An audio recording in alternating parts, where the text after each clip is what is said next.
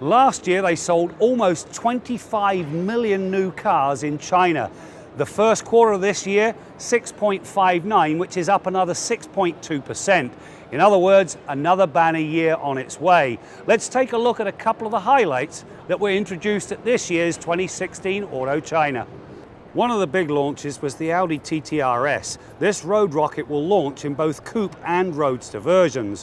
What makes this thing so special is the 2.5 litre inline 5. It puts out 400 horsepower and 354 pound-feet of torque. This in a car with quattro all-wheel drive and a lighter chassis, well, it promises to be one seriously entertaining ride. Audi says it hits 100k in 3.7 seconds. Next up came the 718 Cayman from Porsche. As with the Boxster, the coupe car arrives with a 2.5 litre flat-4 turbocharged engine. It punches out 350 horsepower in the S model. The bigger news is the torque. With 310 pound-feet at 1900 RPM, the 718 has scoot to spare.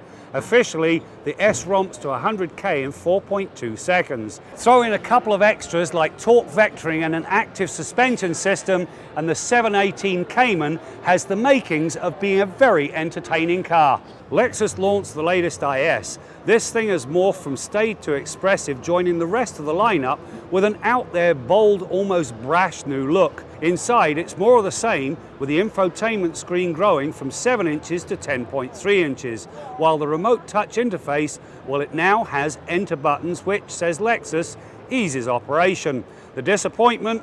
The powertrains stand pat. One of the themes here at Auto China was the year of the stretch. Audi has stretched versions of the A4, A6 and A8. Not to be left out, the long wheelbase E-Class joins an enlarged C-Class and S-Class. Likewise, Jaguar has the new XFL, while Cadillac has the ATS-L. The reason for the L fetish in China is quite simple.